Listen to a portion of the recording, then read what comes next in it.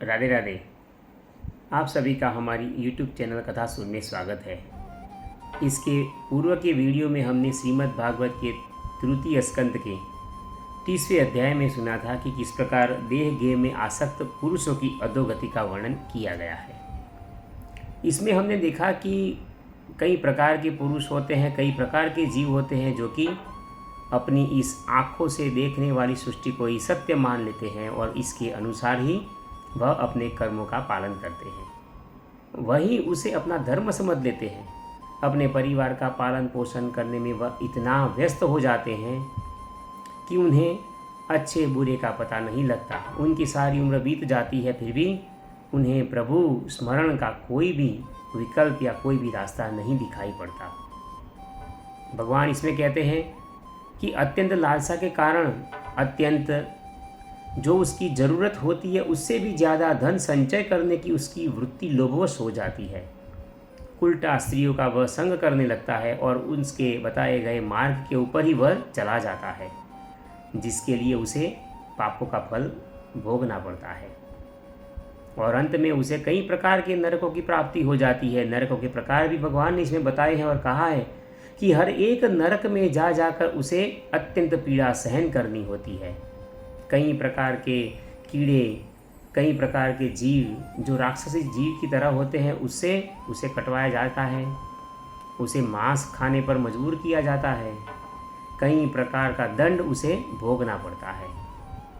ऐसे विचित्र प्रकार के अनुभव कराने वाले जो नरक होते हैं उनको समझने पर भी वह जीव अपनी मनोदशा को परमात्मा में नहीं ले जाता और अंत में उसी नरक में जा जाकर पीड़ित हो जाता है। आज हम श्रीमद् भागवत के तृतीय स्कंद के 31वें अध्याय के बारे में सुनेंगे, जो कि मनुष्य योनि को प्राप्त हुए जीव की गति का वर्णन इस विषय में है। हमने आज तक यह सुना है कि मनुष्य का जन्म स्त्री पुरुष के द्वारा होता है और उसमें से एक जीव बनता है। 9 महीने वह अपनी माता की कोख में पलता है और उसके पश्चात 10वें महीने में वह इस पृथ्वी पर, इस संसार में आता है। उसमें क्रमशः एक महीने के पश्चात उसका विकास होता है। इसकी कई प्रकार की अवस्थाएं होती हैं और ये सब हमने मेडिकल साइंस की भाषा में सुना है। लेकिन भगवान श्रीमद् भागवत शास्त्र में हमें पूरा ज्ञान देते हुए इसमें कहते हैं, यहाँ पर कपिल जी के रूप में भगवान ने जो जन्म लिया है वह कपिल जी इस जीव की गति के वर्णन के विषय में माता देवहूति को सुनाते हैं और कहते हैं कि हे माता जी, जब जीव मनुष्य शरीर में जन्म लेता है या उसे जब जन्म लेना होता है तब भगवान की प्रेरणा से अपने पूर्व कर्मानुसार देह प्राप्ति के लिए वह पुरुष के वीर्य के द्वारा स्त्री के उदर में प्रवेश कर लेता है और वहाँ एक रात्रि में वह स्त्री के रज में मिलकर एक रूप कलल बन जाता है। 5 रात्रि में बुद्ध रूप हो जाता है और 10 दिन में बेर के समान कुछ कठिन हो जाता है और उसके बाद मांसपेशी एवं अंडज प्राणियों में अंडे के रूप में परिणित हो जाता है।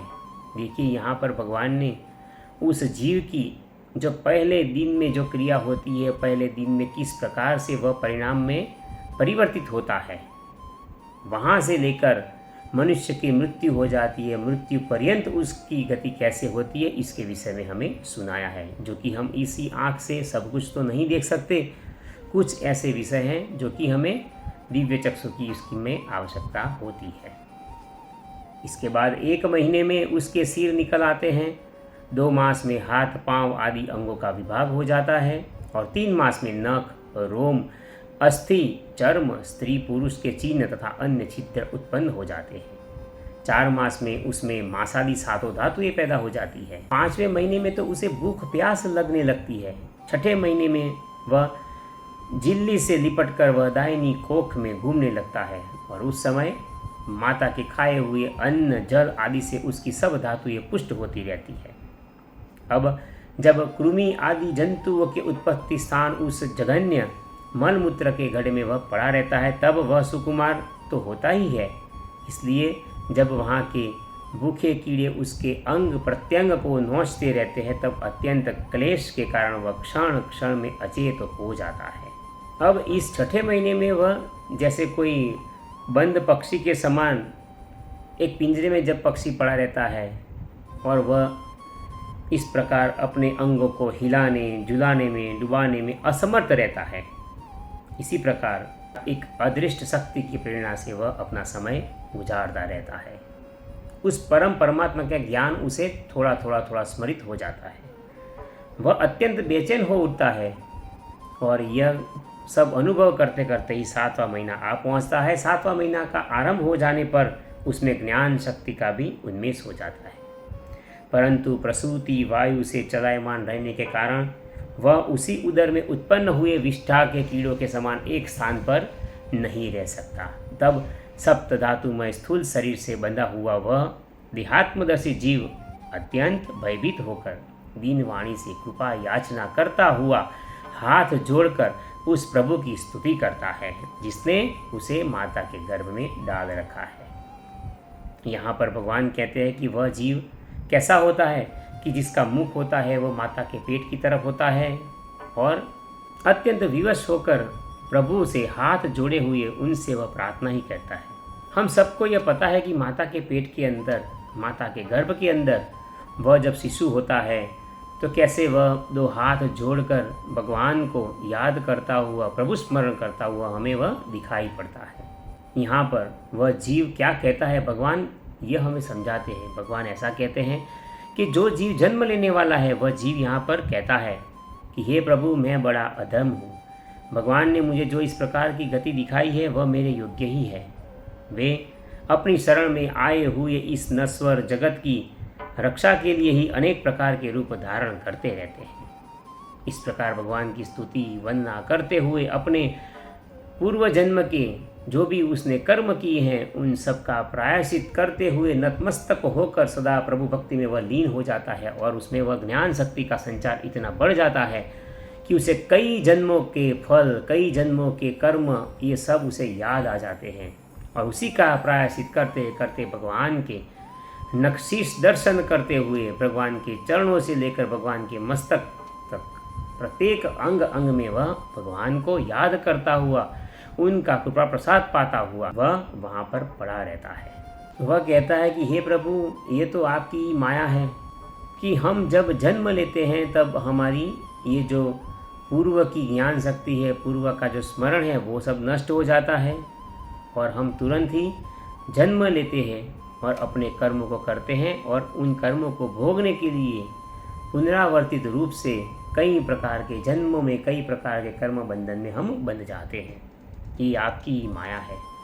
मैं जो जीव हूँ मैं पराधीन हूँ, इसलिए माता का जो अंदर गर्भ है उसमें मल मूत्र कीड़ा विष्ठा ये सब रहने का जो स्थान है उस स्थान में मैं पड़ा रहा हूँ। मैं अत्यंत लाचार हो चुका हूँ।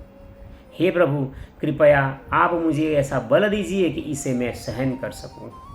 क्योंकि भगवान को वो प्रार्थना करता है और ऐसा कहता है कि हे स्वामी, आप तो बड़े दयालु हैं, बड़े परम कृपालु हैं।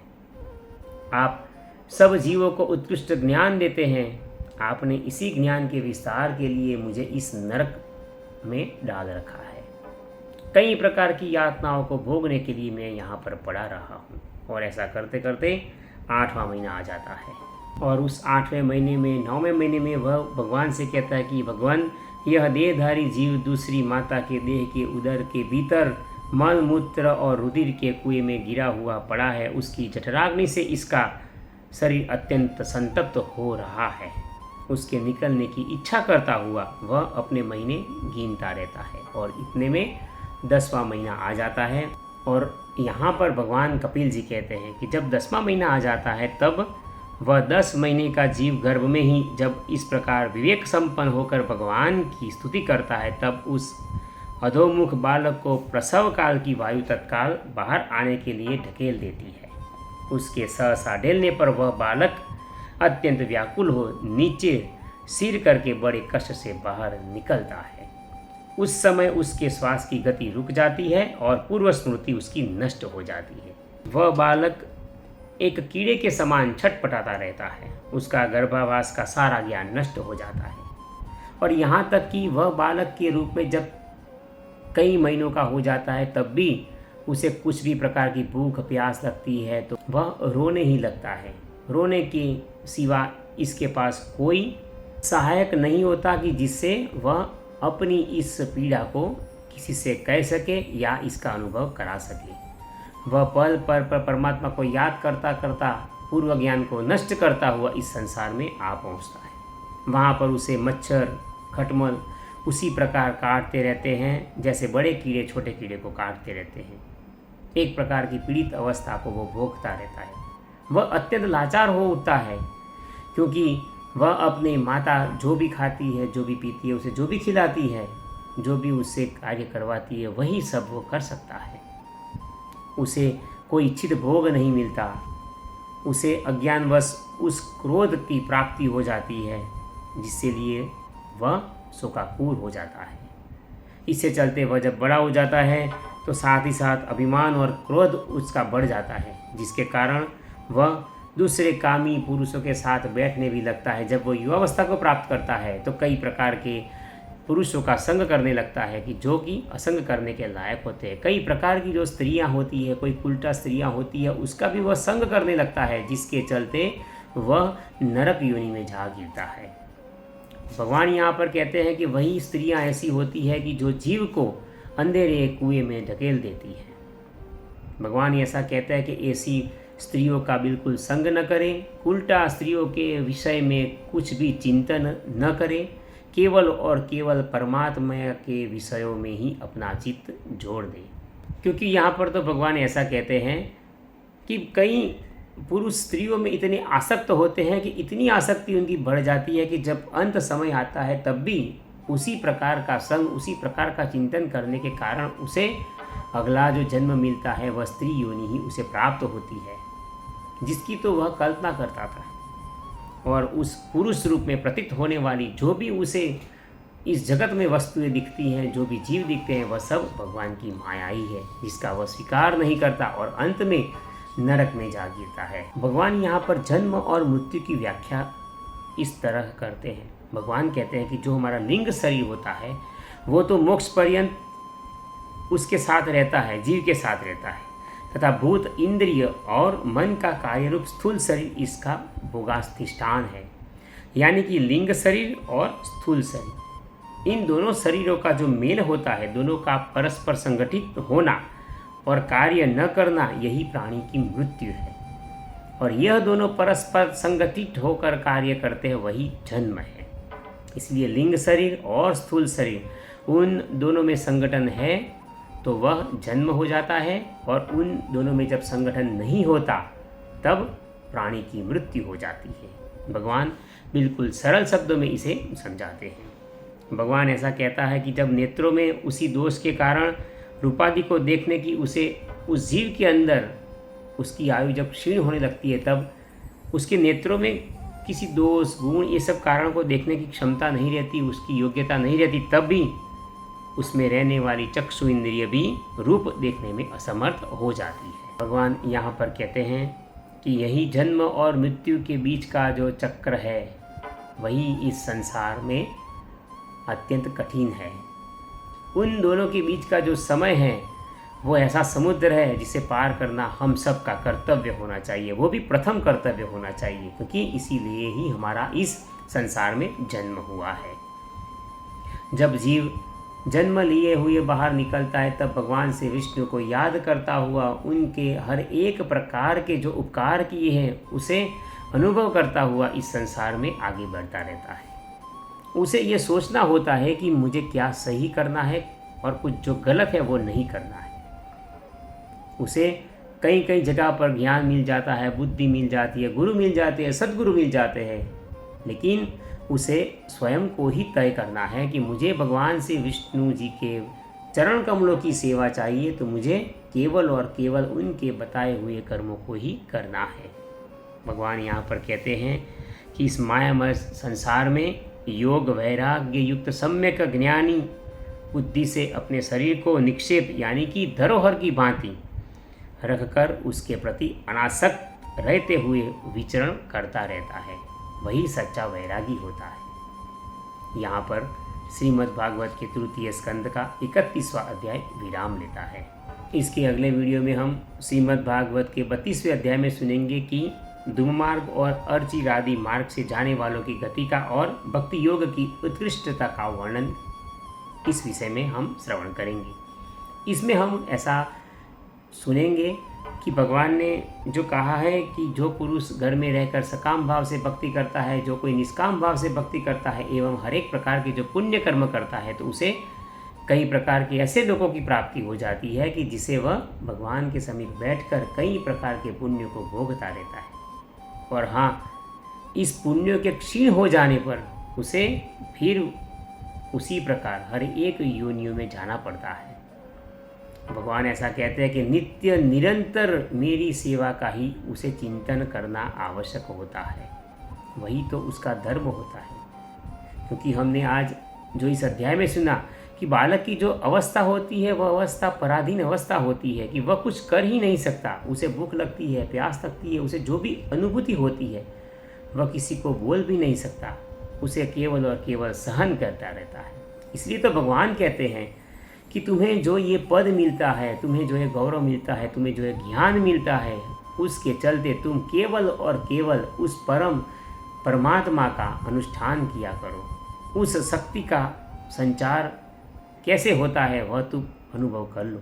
आप सभी से नम्र निवेदन है कि कृपया आप हमारे वीडियो को लाइक कीजिए और हमारी YouTube चैनल कथासुर को सब्सक्राइब कर दीजिए। राधे राधे।